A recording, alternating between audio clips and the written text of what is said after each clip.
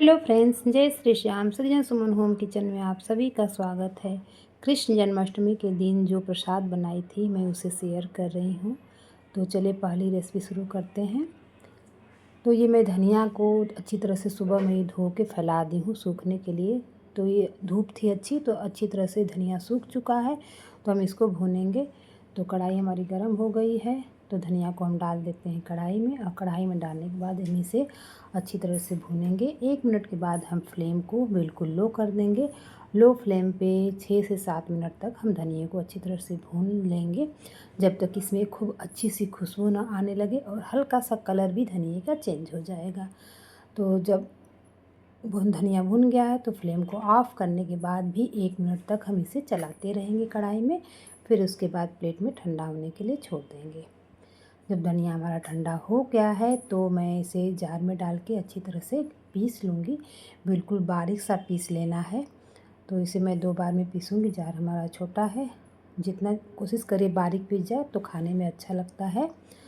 आप चाहे तो इसे छान भी सकते हैं, बट बिल्कुल मैं बारीक सा पीस ली हूँ। तो चलिए इसको रखते हैं साइड में। और मैं दूसरी रेसिपी के लिए इधर 2 गोला नारियल ले ली हूँ, और नारियल को हमें मीडियम वाले होल पे अच्छी तरह से कद्दूकस कर लेना है। तो आप देख सकते हैं सारा नारियल कद्दूकस कर ली हूँ। इसको हम भूनेंगे। तो जब कढ़ाई गर्म हो जाए तो बिल्कुल लो फ्लेम करके हम इसे 5 से 6-7 मिनट तक इसको अच्छी तरह, जब तक कि हल्का हल्का सा कलर ना चेंज हो जाए, हमें भून लेना है। बहुत ज़्यादा जलाएंगे नहीं, बहुत जल्दी से ये भून जाता है। तो ध्यान रखें, बस हल्का सा कलर चेंज हो, बस इसको हमें फ्लेम ऑफ कर देना है। और इसे भी 1 मिनट तक कढ़ाई में चलाते रहेंगे। उसके बाद इसे निकाल लेंगे ठंडा होने के लिए। तो इस तरह से ये बिल्कुल जब ठंडा हो जाएगा तो एकदम से क्रिस्पी हो जाता है। थोड़ा सा मखाना इसमें मैं डालूँगी, तो मखाने को भी मैं घी डाल के भून ले रही हूँ। और मखाने को हमें तब तक भूनना है जब तक कि ये क्रिस्पी हो जाए। तो देखिए अब क्रिस्पी हो चुका है। फ्लेम ऑफ कर दी हूँ। ऑफ करने के बाद भी मखाने को मैं चलाती रहती हूँ 1 मिनट तक, जिससे कि पूरा जो कढ़ाई गरम है उसका पूरा मतलब प्रोसेस मिल जाए। अब चलिए सब सारे चीज़ अब हमारे ठंडे हो गए हैं, तो इसको हम ग्राइंड कर लेंगे। तो देखिए मखाने को कुछ इस तरह से ग्राइंड करना है। 2 से 3 बार में ये अच्छी तरह से ग्राइंड हो जाएगा, जैसे हमें दरदरा चाहिए। तो मैं इसे दिखा भी रही हूँ। ये पल्स मोड पे इसे चलाना है, बारीक एक बार में नहीं पीसे। तो ये पीस के तैयार हो गया है। इसको हम डाल देते हैं उसी नारियल वाले बुरादे में, और उसके बाद इसे अच्छी तरह से मिक्स कर लेंगे। मिक्स करने के बाद हम इसका क्या करेंगे कि इसका चाशनी बनाएंगे। तो उसको चाशनी बनाए उससे पहले हम पंजरी को बना के पूरा कर लेते हैं। तो हम इसके लिए चीनी पीस लेते हैं जार में। तो जार में डाल के हमें बिल्कुल बारीक सा चीनी को पीस लेना है। उसके बाद हम पंजरी में चीनी को डालेंगे। तो जितना मीठा चाहिए उतना पंजरी में चीनी डालेंगे, चीनी पाउडर। उसके बाद 1 चम्मच में घी डालनी हूँ। वही भुना हुआ नारियल और मखाना डाल दी हूँ। ये बिल्कुल टोटली ऑप्शन होता है, आप चाहे तो इसमें मेवा डालें। हम लोग तो शुरू से ही बिना मेवा का ही खाते हैं, तो हम लोग को ऐसे ही पसंद है।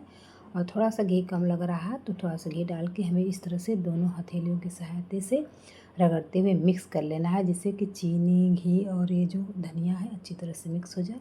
हमारी पंजरी तैयार है। इधर मैं कढ़ाई में नारियल पाक बनाने के लिए पानी और चीनी डाल के इसे घुलने तक चलाएंगे। जब तक ये घुल रहा है हम क्या करें कि इधर प्लेट में घी लगा के छोड़ देंगे।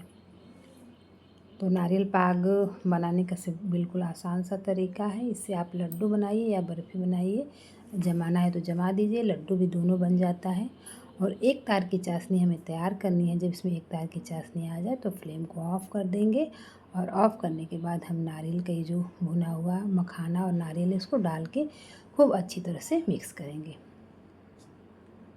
फ्रेंड, जब हम किसी विशेष ओकेज़न पे जब हम सात्विक और शुद्ध मन तन से किसी प्रसाद को बनाते हैं तो एक अलग सा ही मतलब माहौल रहता है। और देखिए इधर ये अच्छी तरह से मिक्स हो गया है, तो इसको हम फैला लेते हैं। अब हाथ में थोड़ा सा घी लगा के इसे अच्छी तरह से मतलब जमने के लिए फैला देंगे। तो इसमें थोड़ा सा कम नारियल का ये बुरादा था मिक्स, तो इसको एक साइड में करके थोड़ा सा मोटा कर ली हूँ, और इस थाली में पूरा अच्छी तरह से मैं फैला दूँगी। और थोड़ी देर हम इसे सेट करने के लिए होने के लिए छोड़ देंगे। उसके बाद इसमें हम कट लगा लेंगे। तो चक्कू में भी थोड़ा सा घी लगा ले रही हूँ जिससे कि चक्कू में चिपके नहीं। और इसे हमें कुछ इस तरह से पीस कर लेना है। आप चाहे तो मतलब कढ़ाई में अगर जमाना नहीं तो लड्डू भी बना सकते, बिल्कुल ईजिली लड्डू भी बन जाता है। और दोनों प्लेट को हम कट करके कुछ इस तरह से पीस इसमें से हम निकाल लेंगे। तो फ्रेंड्स, आपको अगर इसमें वीडियो में कुछ भी पसंद आया हो तो वीडियो को एक लाइक ज़रूर दे दीजिएगा, आपसे रिक्वेस्ट है। और कुछ इस तरह से देखिए हमारा नारियल का ये जो बर्फ़ी है निकल रहा है। इसे नारियल पाक कहेंगे या बर्फ़ी जो भी है, मतलब ये मैं भगवान के प्रसाद के लिए बनाई हूँ। उस तरह से हम लोग के साइड में अनाज नहीं खाया जाता है, तो हम लोग कोशिश करते हैं कि बिना अनाज वाला ही, मतलब पंजेरी, धनिए की पंजेरी का विशेष महत्व होता है। और साथ में चरणामृत भी बनता है। इसके साइड में मैं इसको बनाने के बाद में सिंघाड़े के आटे का हलवा भी बनाई थी, बट उसको शेयर नहीं करी क्योंकि कई बार सिंघाड़े का हलवा मैं चैनल पे डाल चुकी हूँ। और देखिए जो बचा हुआ है इसका बूरा, उसको हम इस तरह से लड्डू बांध लेंगे। तो हमारा ये थाली मतलब भोग बन के तैयार है, आप देख सकते हैं। तो ये सिंघाड़े का हलवा है और ये पंजेरी लगाना इस टाइम मैं भूल गई थी, बाद में रखी थी। और ये फल है, इसको रख के हम भगवान के पूजा आराधना शाम को इस तरह से कुछ सजावट करके मैं करी थी। तो जब इस तरह से हम भगवान की पूजा करते हैं, आराधना करते हैं, तो घर में कुछ अलग ही ऊर्जा का संचार होता है। तो फ्रेंड्स, ये वीडियो में कुछ भी पसंद आया तो वीडियो को प्लीज़ लाइक करें। कान्हा जी हम लोगों के जीवन में ढेर सारी खुशियाँ लाएं। वीडियो को देखने के लिए बहुत बहुत धन्यवाद।